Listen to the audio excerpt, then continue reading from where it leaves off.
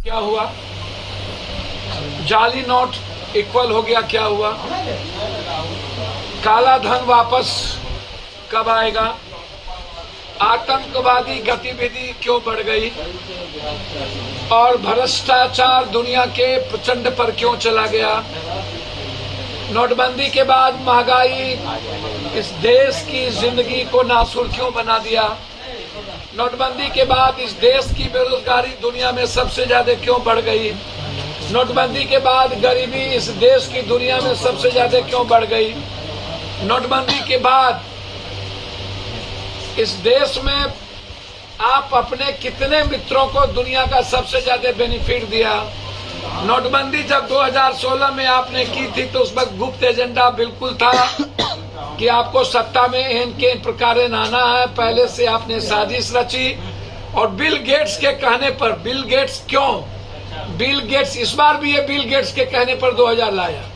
Bill Gates चाहता है complete हर चीजों को डिजिटल कर देना दुनिया में, ताकि उस इन बाहर के लोगों को भारत की एक एक चीज कब्जा में करके रखने का उनका जो प्लान है डिजिटल मीडिया का, डिजिटल, वो बिल गेट्स उसमें पूरी साजिश उसमें रच ली।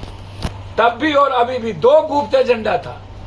एक गुप्त एजेंडा था कि भारत को डिजिटल करके वर्ल्ड के हाथों में दे दिया जाए और भारत की भूमिका खत्म कर दी जाए। दूसरा एजेंडा था कि एम के प्रकार नरेंद्र मोदी जी के पास सारा पैसा, उनके मित्र के पास सारा पैसा चला जाए और चुनाव में उनकी एजेंडा हो, दूसरी की कोई एजेंडा नहीं हो।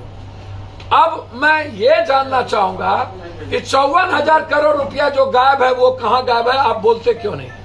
54,000 करोड़ रुपया। दूसरी चीज 32 लाख हजार करोड़ रुपया, 16 लाख तब था नोटबंदी के पहले, अभी 32 लाख के लगभग वो बढ़ा। फिर ऐसी क्या जरूरत पड़ गई इनको 2,000 रुपया कि भैया 2,000 नोट के चिप का क्या हुआ? उसे सैटेलाइट का क्या हुआ जिसमें सिग्नल जाता था? क्या वो चिप फिर से 2,000 इसीलिए ले लिया गया कि चिप को फिर से रिहेबिलिटेशन किया जाए? चिप में चीजें खत्म हो गई। पहले तो आप ये बता दीजिए। हम ये जानना चाहेंगे 2,000 नोट के चिप लगी थी, उसका करना भी क्या है ये भी आप बता दीजिए। निकाल गोदी मीडिया जिस चीज को मालिक को दे देना है या अपने पास रखना है ये वो बता दे।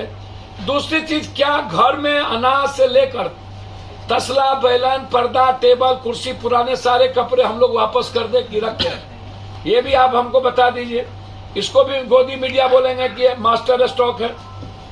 अब हम 2-3 बात आपसे जानना चाहेंगे और बहुत विनम्रता के साथ कि क्या मोदी जी तानाशाही से देश चलेगा कि समझदारी और ईमानदारी से? किससे देश चलेगा? क्या मोदी जी आपको अब किसी चीजों पर भरोसा नहीं रही? न राम पर, न कृष्ण पर, न सीत पर, न नानक पर, न बुद्ध पर, न कबीर पर, न दुनिया के किसी संस्कृति पर, न विज्ञान पर, न अध्यात्म पर। अब किसके सहारे आप दुनिया में? आप हमेशा जो बात करते हैं, हमेशा बचकाना बात, हमेशा बचकाना बात। इसीलिए दुनिया कहती है कि देश का पीएम, सीएम और देश चलाने वाला व्यक्ति कम से कम जीनियस हो, दूसरों का ना सुने, दूसरों की बातों में ना आए, अपने देश के अंतिम व्यक्ति को देख करके चलाने की बात करें। बहुत क्लियर है। और इसमें बार बार ये कहना, ये सबसे ज्यादा वार किस पर है? जिसने मोदी जी को सबसे ज्यादा, अब ये वार जो गडकरी जी पर भी है, ये वार जोगी जी पर भी है। मोदी जी के लिए जो जो थ्रेट है, अब इंटरनल हो या एक्सटर्नल, अब सितंबर तक इन्होंने दिया है कि इसको जमा करिए और सितंबर के बाद अक्टूबर में चुनाव है, आचार संहिता लग जाएगा 3 स्टेट का। ये आप पूरी दुनिया को अगले बार भी चुनाव, अब 16 में, 19 में चुनाव था और इस बार भी आप 25 में चुनाव है विधानसभा की, 24 में, और आप अभी नाटक कर दिए।